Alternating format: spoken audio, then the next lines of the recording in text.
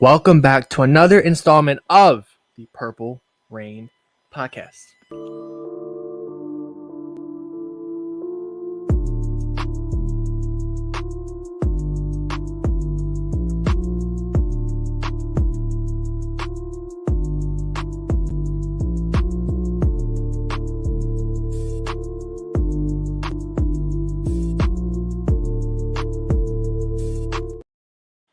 Once again, thank you for coming through to episode 171 of the Purple Rain Podcast, the Justin Ellis episode, the Jermaine Illuminor, the Jerry Gaither, Jawan James, Ricky Wagner, Spencer Falau episode of the Purple Rain Podcast. I had to run through it, real quick.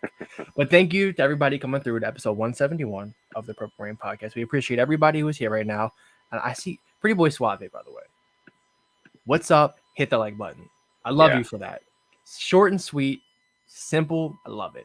But you can follow us on Instagram at the Purple Rain Podcast. You can follow this guy on Instagram, on Twitter at Sudden Death. You can follow me on Instagram at simplyas10.prod and on Twitter at simplyas10. And most importantly, Manscaped. Okay, I'm not wearing the box right now, but I usually am. I got like 4-5 different pairs of them. They're amazing. I cannot talk about them enough. But Manscaped, you want to go in there. Father's Day is the next holiday. All right, get that guy in your life something amazing. And when you're about to check out, use code PRP for 20% off and free shipping. Yeah, that's the kicker. As always, that free shipping, man. And listen, Mother's Day just passed. Father's Day is up next. So if you want to get your loved one in your life, some manscaped.com, make sure you head over to their website and use our code PRP, 20% off. Free shipping, can't beat that. The Beard Hedger, my personal favorite. That's one you're definitely going to want to take a look at. My favorite thing about the Beard Hedger, man, you don't need to replace the guards. Why? Because it's an adjustable guard on the damn razor itself. It's crazy. So make sure you go ahead and check that out. Now, listen, we came here today to talk about the Ravens' schedule in depth, right? So last episode, we kind of talked about it right before the official schedule dropped. It was kind of annoying how late the NFL decided to release that information. Like, come on, drama queens. But they released it, and we're here to talk about it today. Now, we would be remiss if we did not bring up who was in the live Rain Gang chat. We got to say what's up to you guys. What's going on? JD Kill Switch says, what's up, Rain Gang? K-Dog in the house says, hashtag replay gang. Yeah, let's just go ahead and take a moment right now. If you're not watching this live stream live, we got about almost 30 people watching already. If you're not watching live, and you are part of the hashtag replay gang, watching it after the fact, thank you so much. We appreciate you for coming out to this episode. Make sure you like the video, subscribe to the channel as well if you are new, but only if you enjoy the content, man. We're not trying to twist anybody's arm here, so if you enjoy the content that you consume on this episode of the Purple Rain Podcast, consider subscribing. Helps us out a ton. So we got Jessica Bass in the house. What's going on? Jessica was actually my leading lady. I love her so much. Yeah. So round of applause for that. Just got to do that real quick. Tanja Bowman in the house says, what's up, PRP? What's going on, Tanja? Thank you for coming through. Black Daniel says the crop preserver is top flight. So we see, listen, take it from him. Take it from Black Daniel, the pioneer himself. Exactly. The Rain Gang they know what's up with the Manscaped. So make sure if you don't already have some Manscaped, make sure you head over to the website, see what they got, because you might find something you might like. Thank you, Black Daniels. We appreciate you. He also says hashtag replay gang, giving them the shout out. We got Capo Nero says smash that motherfucking like button. Yeah, absolutely. Yeah. I mean, he ain't lying. That's simple. You know what I mean? Yeah. So before we get into the schedule breakdown, I think we should cover a couple pieces of news that's happened over the past couple of days. One thing that my guy Nero just brought up, he says, how do y'all feel about bringing back Marcus Peters? If so, what would y'all offer? So today, news came out that Marcus Peters visited the Raiders, I believe. Yeah. As free agent. So it's looking like, probably won't be having him back. Yeah, exactly. Alex, what are your thoughts on that? It sucks. The price. I think kind of we've showed that we are not scared to spend money right now, but at the right price. Rocky Scene, I believe it's like a 1 year up to $6 million. I think at the base is maybe 1 year 4. I think Peters wants a lot more than that, at maybe 1 year 9-10. I can't see us giving that out. So I'm all for him getting his money. Yeah. If this is him leaving, thank you for everything. Clutch interceptions, absolute just brought the vibes on defense. I would like him back. I'll say that. I'm not mad at more secondary depth, but at the same time, didn't really look himself last year. I know he was coming off of that, full season off. Maybe he has a bounce back year this year. I wanted to be here, but I definitely can see him going. And he brings up a good point, Nero. That he is from Oakland, so he probably was growing up watching the Raiders. And yeah, I mean, swagger, charisma, energy, it is contagious. He brought down the defense, brought that in the secondary, and it just kind of went the whole team, the whole stomping on the logo in 2020. That was him. I think, he had that in the back of his head, which I really liked. But yeah, I want him back. But if he does go, I completely understand it. What about you? No, I mean, totally understand as well. I mean, I would love to have Marcus Peters back just from the standpoint of, what he brings into the table in terms of interceptions. I know he didn't have a whole lot last year, only had, I think, one. But we know what he's capable of, especially when healthy. Also, not only that, it's just just his smarts, his overall intelligence of the game of football. I think I mentioned it on an episode a few days ago. I mean, even if you watch some of the old Ravens Wired, you can see him coaching up the other guys on that defense. He's a true veteran, and that is something that I think you can honestly pay a little bit of a premium for. Now, at the same time, I do think that is more important for us to invest in our offense. So I understand the move. Again, I understand why we're willing to kind of cut ties with Marcus Peters, but business is business, basically. You speaking about the Wired, I remember it was the 2020 game against the Browns when Lamar came back. I know he was mic'd up. Just from that, I remember that watching that, like, he knew, he brought, I think he had like 2 forced fumbles and we didn't get him, but he was on top of everything. And he, Yeah, he would jump routes. Sometimes would get beat, but that's just who he is. That's, why he would get the interceptions. So I want him back here. I do, but I just not looking likely. yeah, No pun definitely intended, by not. the way. No pun intended. Yeah. So also, there was some news that the Ravens signed a new center today. They Indeed. signed a Sam Mustipher from the Chicago Bears. Uh, all signs point to this just being a depth pick, a backup for Tyler Linderbaum, obviously, who we drafted in the first round last year. So, Alex, what were your thoughts on this when you read this news?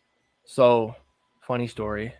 Yeah, I played Pee Wee with him for the Reisterstown Mustangs. yeah, Yes, like I'm pulling out names here. Play with his brother PJ. Um, Unfortunately, did not have the best of years with the Bears. Their line was not the best. PFF did not grade him highly. With that being said, it seems like when linemen come here, they kind of turn their careers around sometimes. I mean, we saw Morgan Moses had an above average year. It yeah, was never below average, but I thought he played pretty good. Kevin Zeitler, obviously, great here. yeah, So really good our example. offensive line coach, I mean, I think it's I can't I don't know his name, but I know I always see him like the smaller white dude, gray hair, but he really has those guys playing well. So hopefully, equates to Sam. I know he'll be the backup center to Tyler Linderbaum. So as long as Linderbaum stays healthy, K Dog said he can play guard. So maybe he challenges for that left guard position. Who knows? But it is, a depth move, and I'm never gonna get mad with an extra lineman. So what do you feel about it? No, now that we're talking about it more, I do like it, because you can never have too much depth at such a premium position. I think any position on the offensive line is low key like a premium position because without your offensive line, the rest of your offense cannot operate. Simple as that.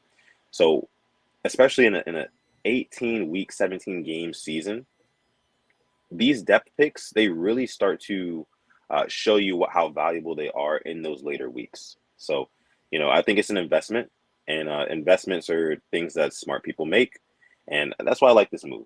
I can't really say that it's like a all-star guy or anything like that. I'm super excited to see him on the field because I'm not, to be honest with you, I'm not. But I know what it's for. I know the Ravens are doing their due diligence when it comes to making sure they are built to last throughout a long, grueling, tiring 17-game season. Yeah. And the thing I do like too is that even with TCC, I know we were both big fans of his play. I feel like he should have gotten more snaps, but there was nowhere on the line he could really play. But when he came in, I thought he did pretty well. We took a guy who was undrafted in him, and now he got another contract with the Jets. This could be the same thing with Sam Mustipher, hopefully. So hopefully, he plays well here in this time given. He'll have the preseason. And who knows, maybe EDC can work his magic and flip him for a 6th-round pick if that happens. If not, he gets some good snaps here and gets another contract elsewhere. So hopefully, he takes his chance and runs with it. So agree there. We'll see what happens with him. Like you said, I think you made a fabulous point. Guys come here on the offensive line and they get better. So if somebody could put the name of our offensive line coach in the chat, or Alex is going to search it. He's probably going to find it faster than the Rain Gang. I think it's Joe D'Alessandri. Yeah, him. Yep. Yeah. I think I'm Joe, small little white dude. Yeah, small little white dude, but he knows his shit. He gets those guys playing. He looks nothing like an offensive lineman, but elite ball knowledge from him. I'll tell you that. Yeah. Shout out to that guy, man. We're definitely going to need more production out of that offensive line this year, especially with all the weapons that we have on offense. We want to give, Lamar Jackson as much time possible to throw, make decisions with the football. Okay. Let's go ahead and get into what we came here to get. One more thing, actually. One more thing. Oh, we got one more thing? Odell Beckham Jr. and Rashad Bateman were working out together. That is, I think. Oh, yeah. I think did see that the other day. Gotta get in there. Yeah. I saw that video. And I don't know what it was, but just watching the video, I was like, man, these two can be dangerous together. Like, it's just a feeling that I have. Like, the fact that they're working out together so early and whatnot, Bateman and Odell, it really goes to show that, like, they want to get that chemistry to the point where, like, when the season starts, we're firing on all cylinders like that. Man, it's great to see. I may just be traumatized because the Ravens couldn't put up more than 15 points for the, greater half of last season. So I want points to be put up, but I'm hopeful. I'm a hopeful Ravens fan. Devon Johnson in the house says #Rain Gang. What's going on, bro? What's going on, Devon? How you feeling? Yeah, I mean, I think we all, are going to appreciate the offense even that much more this year. I know I will. I'll try not to be as negative. And you know what? To be negative real quick, I know you had a heartbreaking day yesterday. I had a heartbreaking day yesterday with other sports. Your Sixers blew it. My Arsenal blew it. I mean, we're going through it right now. So Ravens, we need you. Thankfully, the Orioles are playing good, but Ravens, we need you. All right. Yeah, we need you. Yeah, it's maybe in the question segment we can talk about my Sixers. Not now. Not now. Yeah. Okay. I'm hurting. Zeke Okage in the house says Purple Rain Gang. What's good? What's going on, Zeke? Appreciate you for coming through. Okay. Alex, do you have your phone next to your microphone? I do. I'm taking it away now. It's on the floor. There's like some feedback. Still. Oh, it's gone now. Okay. You good? Oh, did it come back? I don't know. It's like in and out. Okay. Hopefully it goes away though. All right. So let's go ahead and get into what we came here to get into, guys. So the Ravens 2023 schedule breakdown in its full entirety. This is going to be good. Because there's a lot of matchups on there that I didn't expect to be in the places that they're in. And I'm sure same with Alex. So this is going to be really fun to talk about it. But the most fun part about this segment is going to be that we are bringing back some tunes. We're bringing back some tunes. So for the first time in a long time, and I guess we can go ahead and kick it off with this, Alex, we're going to get into the 2023 Ravens regular season schedule breakdown. Let's go. I love it's that. I'm getting the vibe to when it's cold outside, it's dark at 4:30. It's a Thursday night, and we're just sitting here talking about the games or picks of the week. But here we are. Oh man, here we are. Excited. So, do we do preseason? Do we want to talk about that, or just want to go straight into regular season? We can do preseason. Let's touch on that. Okay. Yeah. Okay. Cool. Who's preseason? So I know we got Washington, of course. So we start off with the Eagles in Philly. Wait, no, I'm sorry. Is it in Philly? No, it's in Baltimore. Eagles at Ravens in Baltimore. Then we go to the Washington and play the Commanders. Then we're heading down to Tampa to play the Buccaneers. Just rest everybody against Washington, please. I'm kind of worried about that field. Yeah. No, I agree. And I know a lot of Ravens fans are getting annoyed by the by the whole preseason streak and everything like that. They just kind of want it to be over. But I kind of like it. I don't know. I kind of like it. I think it's kind of a cool tradition. Call me corny, whatever you want to call me, but I like it. So I think we go undefeated again this preseason. It's a pride thing from the Ravens organization. So I think we do it again. As much as it annoys me, I like seeing the fan base burn sometimes and get annoyed. So, I just like seeing the world burn. But, like we talked about it last week, week 1, CJ Stroud and those Houston Texans. I got to start off with a nice W. Yeah, me too, for sure. I mean, we talked about it on the last episode. I definitely got CJ Stroud over 1.5 interceptions in that game, and I think we take that one pretty easily. So, yeah, that's 1-0. So moving on next is this, a big game. Week 2 is the Ravens at the Bengals. The Bengals are proving themselves to be a powerhouse in the AFC, whether you like it or not. Back-to-back AFC championship games will do that. I know you have us winning this game, I believe. I have us dropping this game. 1-1. It's going to be a close one, but I feel like the offense still has to gel this game. And I think we'll just lose probably by maybe 4 to 7 points, but there will be promise shown. It won't be like that. It won't be like week 2 last year where we blow a big lead. Yeah. I mean, to me, I'm just thinking that this is just a revenge game all around. I know Lamar Jackson back in January was sitting on his couch watching that game, in that playoff game, right? And watching Tyler Huntley basically give the game away. Not saying the loss was on Tyler Huntley, but that fumble, that play, right? That had to set a fire off in Lamar Jackson's heart. And he said it. He actually said it pissed him off so much that obviously he's going to want to get that one back is what I'm trying to say. So I got the Ravens winning that one, and that's starting 2-0. Cool. And next up is the Ravens and the Colts with Anthony Richardson. Okay. So AR-15 and LJ-8. Give me LJ-8 on any day that ends with Y. I like Lamar over him. I like Lamar over the Colts. Last time he played them, he had his best game ever as a pro. Run it back. Yeah. Give me the Ravens in this one, too.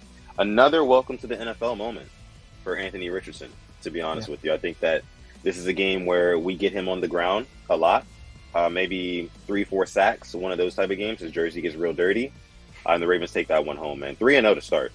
Yeah, I'm liking the way that you're talking, all right? I have us at 2-1.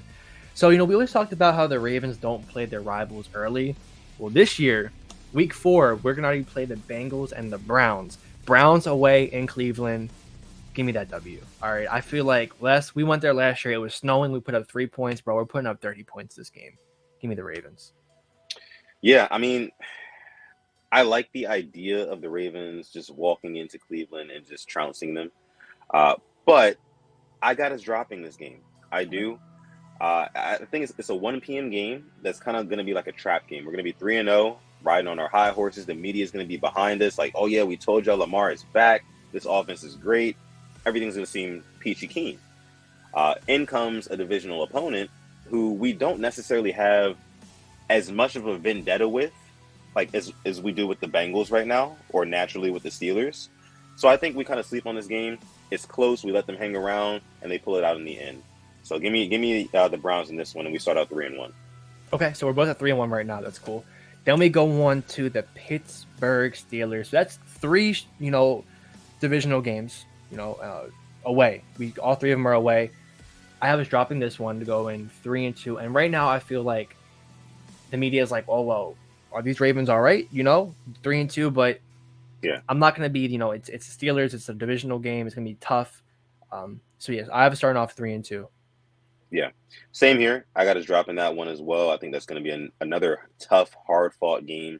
And it's a Sunday night game too. No, not Sunday night. No, my bad. That's 1 p.m. 1 o'clock. 1 p.m. Yeah. Yeah, I got us dropping that one as well. Steelers always play us tough. Lamar has never really gotten off against the Steelers. I think this is another one of those games. But I do think full disclosure, I think we split with them. So I got us winning the second matchup with them. Yeah. So, yeah. Cool. Okay. And then we head off to London. We head off to play the Tennessee Titans in Tottenham Hotspur Stadium, and I have us winning this game. I have us beating the Titans. I think they're just not going to be that good with Levis at quarterback or Ryan Tannehill. Give me the Ravens 4-2. I love the accent, man. You got to bring the accent along more often, man. I love it. Okay. No problem doing that. Week 6, Ravens, Titans, London. I don't know. I told Alex last week, I don't know if Will Levis is going to be starting by that time. That seems a little bit early for me. But either way, I got the Ravens winning this football game. They're going to me, they're going to be coming off of 2 losses back to back. Not going to want to drop this one, especially not in London. I'll just be glad that the game is coming on at 9 a.m. Like, it'll be just something cool to wake up to that Sunday morning. I'm looking forward to that. So, but I got Ravens though. Yeah, I mean, okay, I like that. And then we go head back home against the Lions. You know, no bye week, no nothing.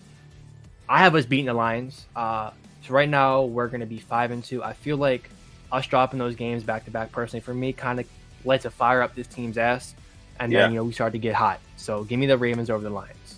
Yep, same here. That's going to be a home game as well at M&T Bank Stadium. So I definitely got the Ravens winning that one for sure. I just don't think that the Lions have the sheer firepower to put a team like the Ravens away, if you know what I mean. I can see that. No, you're 100% right. I mean, that will be Jameson Williams' first game back from his gambling suspension. Can Amon-Ra really, take all of this? I know they got Marvin Jones back, but they lost DJ Chark. Goff's going to have to step up. He has all this expectation he never had in Detroit. Like, this is a big year for them. Like, they have to make the playoffs, in my opinion, or it'll be a failure of a season. So, great point you bring up there. So then we get screwed because we have to go to the West Coast. Some say the best coast, against the Cardinals, 425. I got us winning this one too. I feel like we are gonna, look a little fatigued, but I still think we pull it out. I don't know if Kyler Murray will be back, and if he is not back, this has to be a win. So give me the Ravens of the Cardinals and give us 6-2 right now. Yeah. I'm definitely gonna take the Ravens in this matchup as well. Now, the big thing is, will Kyler Murray be back? I don't think he will, considering the fact that I think he hurt himself. It was some point past the halfway point of the season, if I remember correctly. I think late. I know I was still in class. I remember he got hurt when I was in class. I think it was mid-November, late November, I believe. Yeah. So, second half of the season. So, I don't think he'll be back until the second half of this season. So I don't foresee him playing in that one. I definitely have us winning. Even if he was playing, I'd still have us winning, to be honest with you. So like you said, 6-2. Then we had right back one home to play the Seahawks at home. Geno Smith, I know they wrote you off, but shit, I'm writing back. I like the Ravens winning this game. I am kind of worried about their 3-headed monster of DeKalen, Lockett, and Jackson Smith and Jigba. But I feel like our offense will just score more points than theirs, and we have a better defense. Give me the Ravens, but I think this will be a slugfest, and this could be a Justin Tucker game-winning field goal. No, yeah, I agree there. Definitely have the Ravens over the Seahawks, 7-2. Another one of those teams I just don't really see how they can. Well, no, like you said, DK Metcalf, he can go off. It's really going to depend on what Geno Smith is doing. If Geno Smith is riding a hot hand going into this game, I could see it being like a little bit of a firefight, to be honest with you. Yeah, okay. Because the type of momentum that he had last year was just crazy. So I know that the Seahawks are wanting to build off of that, but the Ravens aren't really the team to build momentum on. So I got the Ravens winning. And I'm kind of worried about this stretch now because, we haven't had our bye week yet. We've traveled. We have 3 straight home games. We have the Browns now. I have us sweeping the Browns. All right. Surprise, surprise. I do have us sweeping the Browns.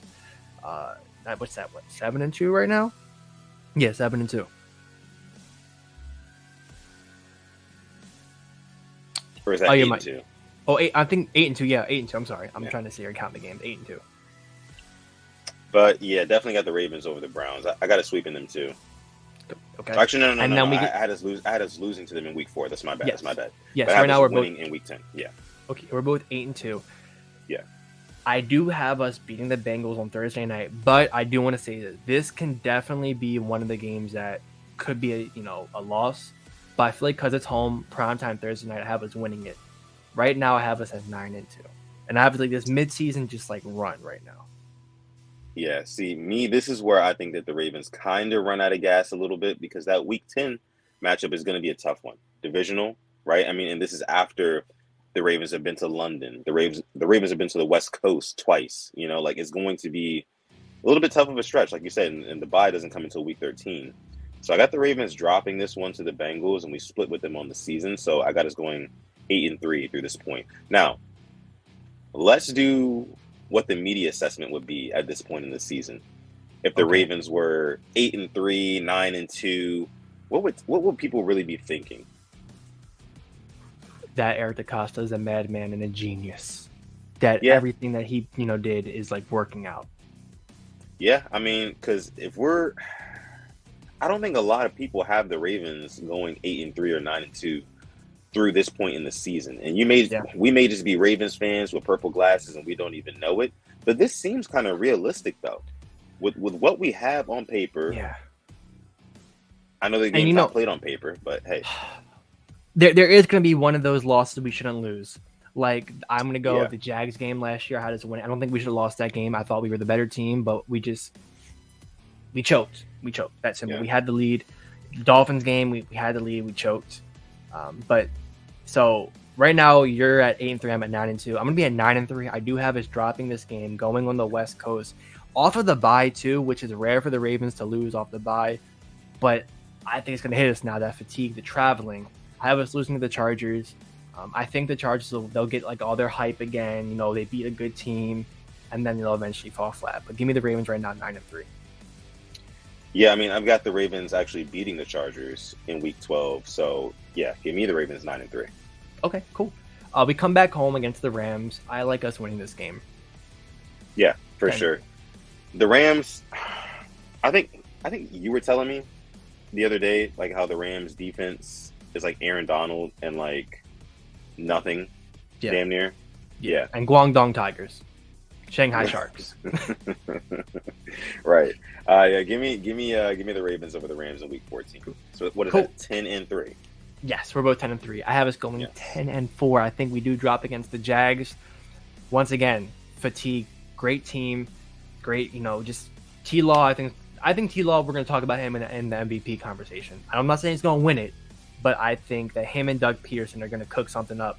So I do have us dropping this against the Jags. For me, I'm going to go with us beating the Jaguars in Week 15. I think that this is a game where we don't see a huge Lamar Jackson performance, as I think they start preparing him for the playoffs. Heavy run, heavy dose of Dobbins, Edwards. Hell, we might even see, depending on where we're at in the season, maybe some Keaton Mitchell, maybe we throw some new stuff in there, Okay. Maybe we see an Isaiah Likely touchdown or two in this game. I know that's looking far ahead. It's December 17th, 3 days before my birthday. Interesting. But yeah. So I got the Ravens winning that one. I got us actually winning that one pretty comfortably too. Ooh, okay.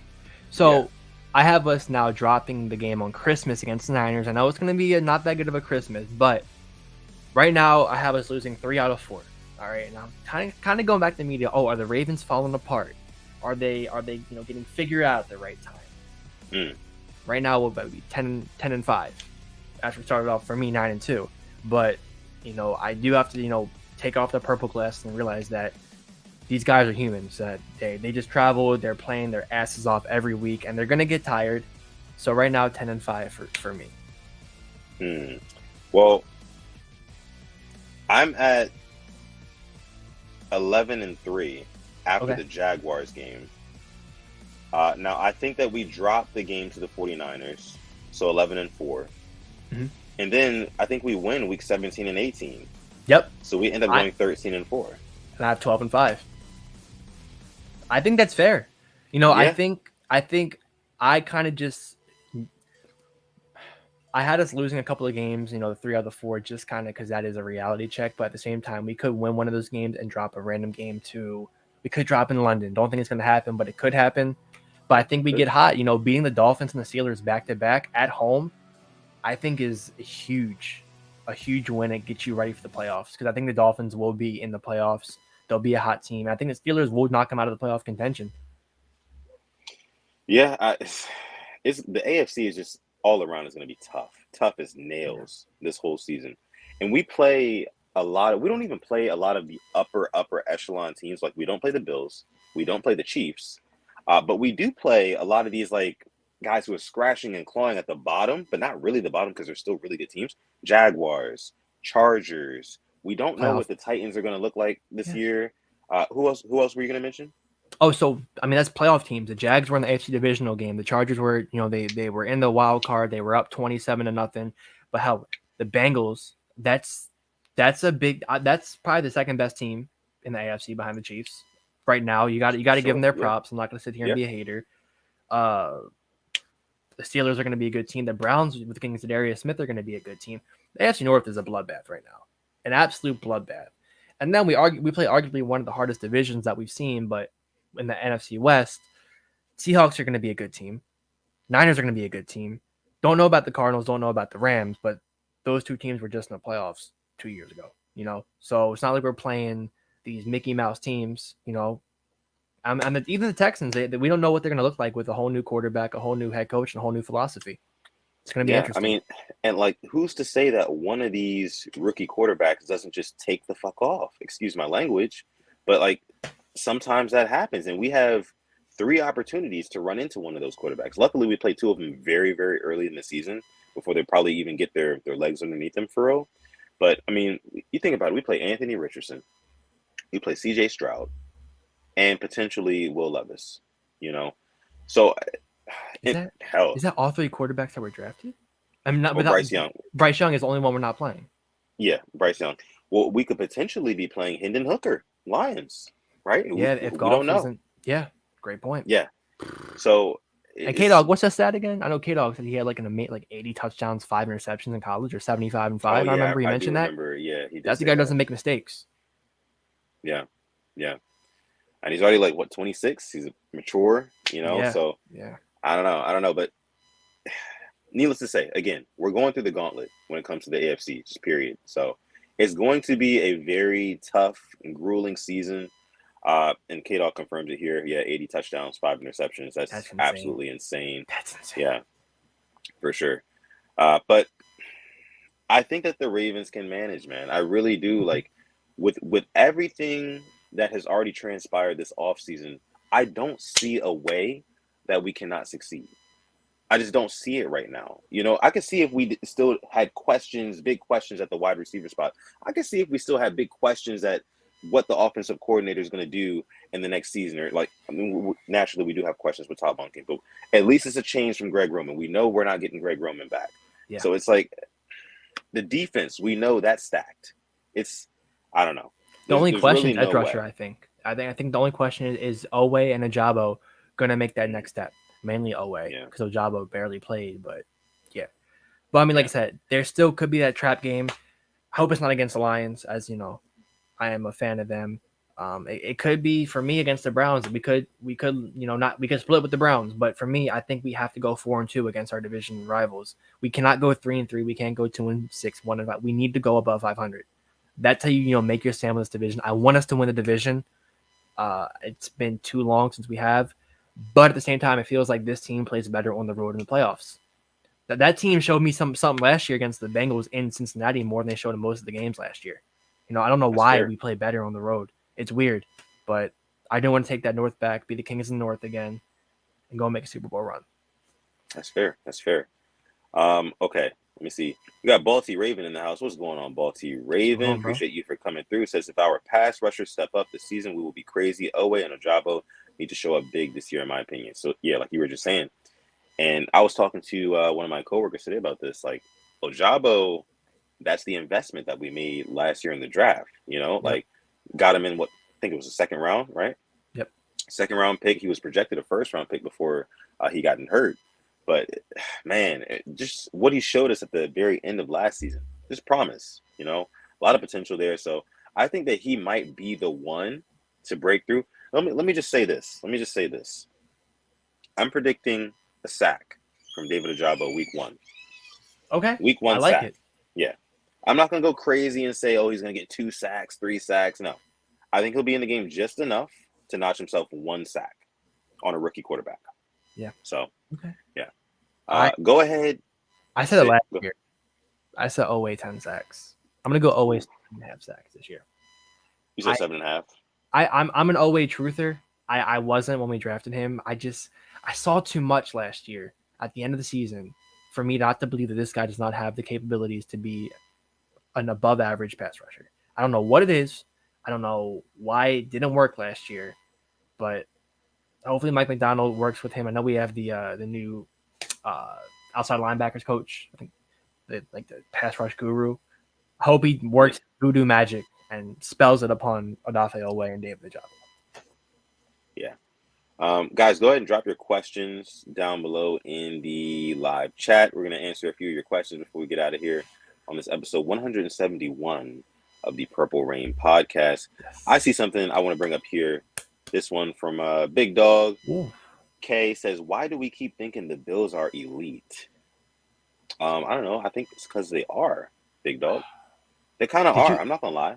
Did you hear about why they kind of choked last year? The whole conspiracy theory? Oh, because Josh Allen had cheated on his girlfriend or something, and he that's was why just out Diggs of was it, yelling, and Diggs and that's was why in his Diggs was face. yelling. I was like, yeah. I mean, when I personal saw that, I problems. thought about it. Because they didn't look like themselves, but like I gotta factor in the weather. But I'm like, Burrow was slinging that fucker in snowy conditions too. It's not like neither quarterback was throwing the ball well. I don't know. And I was expecting to win it too.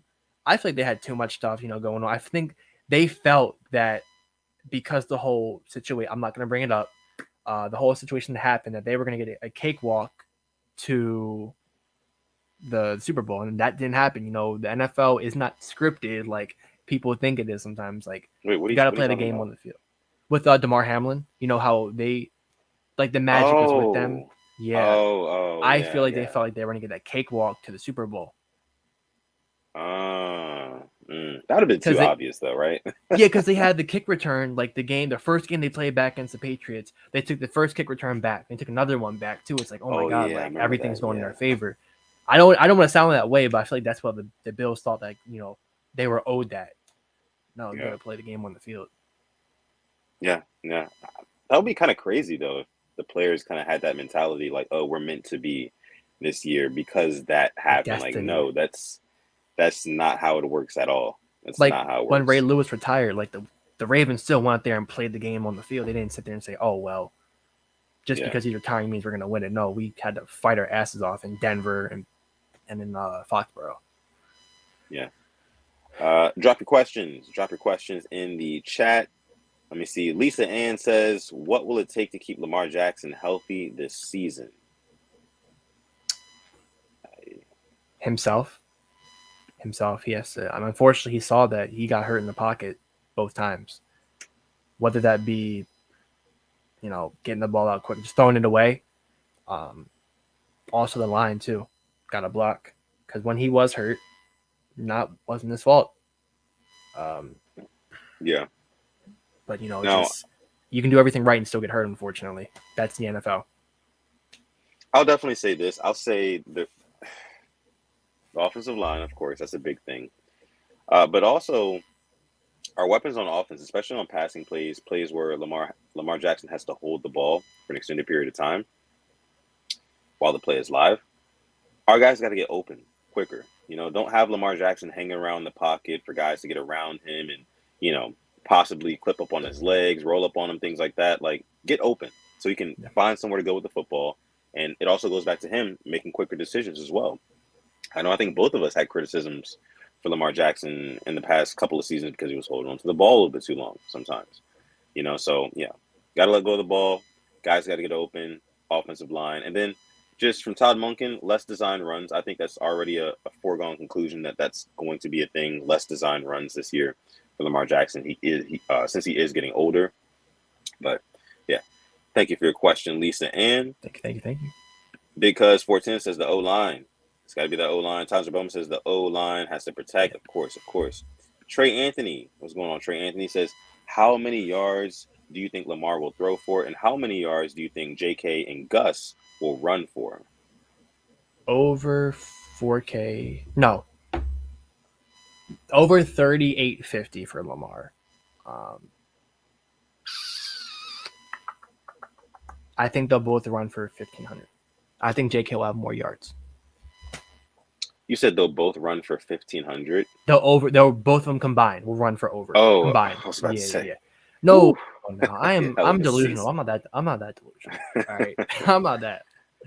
I will say Lamar around 3,600 passing yards. And the only reason why I go that low, I really don't even think that's low for Lamar Jackson, especially playing on this team, is because we're going to run the football. I mean, we have two premier running backs. I mean, I know a lot of people don't really know too much about the second guy. Hell, a lot of people don't know about the first guy, Yeah. but I think that we're really going to be feeding those guys really heavily on top of the runs that Lamar Jackson is still going to have. Yeah. So I'm going to go 3,600 passing yards for Lamar. And for JK, I think they feed him more than Gus. He does get fed more than Gus this year. I'm going to give JK 1,100 yards. I'm going to give him 1,100 yards. I'm going to give Gus a nice 7. Okay. Somewhere around there, 700. Okay. Yeah. Okay. Maybe a little less. Okay. Maybe a little less. But yeah. I was thinking JK like 950, and then Gus like 550 to 600, depending how the game. I think JK. I think he breaks off a couple big runs this year. Okay. I think that's the difference maker. Yeah, I think Gus will have like more short yardage, but he has a couple of 20-yard runs.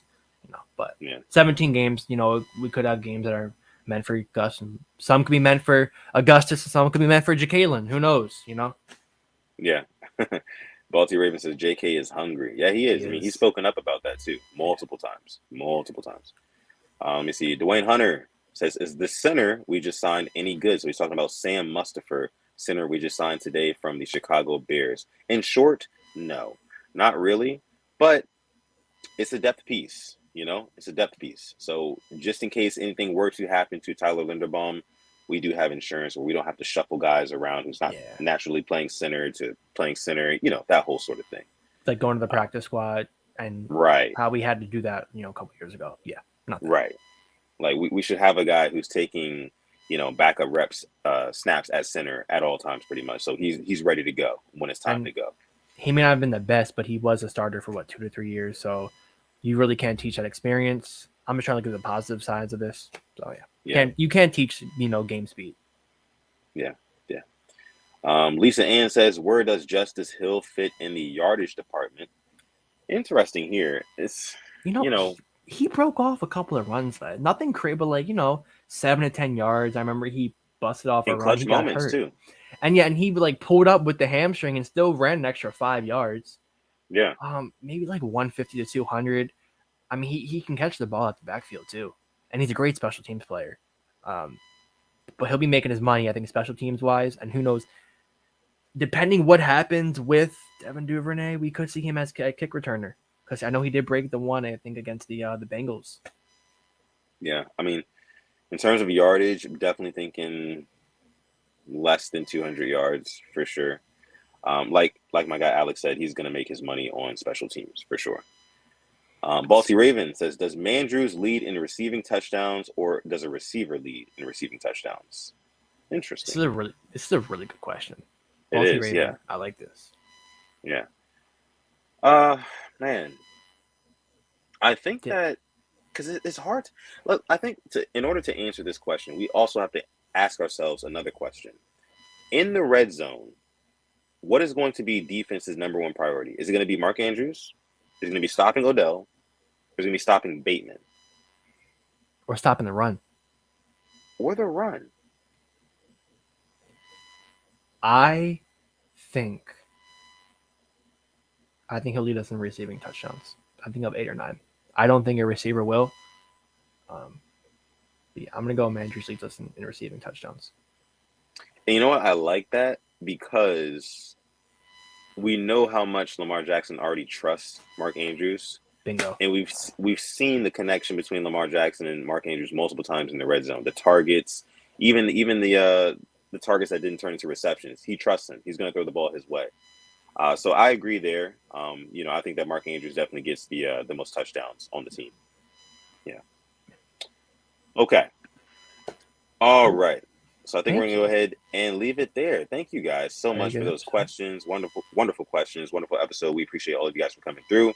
If you're just tuning in, you didn't get to catch everything we talked about, take that little cursor on the thing and just the playhead, just drag it all the way back. Yeah. Just restart it. You're part of the #replay gang. Okay. So thank you guys so much for coming out to this episode of the Purple Rain Podcast. You can find me on Twitter or Instagram at SuttonDef, just like you see down below. You can find this guy over here on Twitter at SimplyAS10, Instagram at SimplyAS10.prod, and then on TikTok as well, SimplyAS10. Yeah. Got to follow the TikTok. Indeed. On Instagram, you can find us at the Purple Rain Podcast. We find all updates about the show and Raven stuff as well.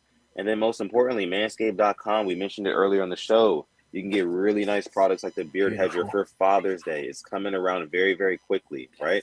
So you can go on manscaped.com and use our code PRP. That's going to save you 20% off your order, and you also get free shipping. You guys know the drill. Make sure you guys go ahead and hit that up. Yeah, and again, from the bottom of my heart, sudden death, I thank you guys so much for coming through to this episode. And with that being said, I'm going to let my guy Alex take us out.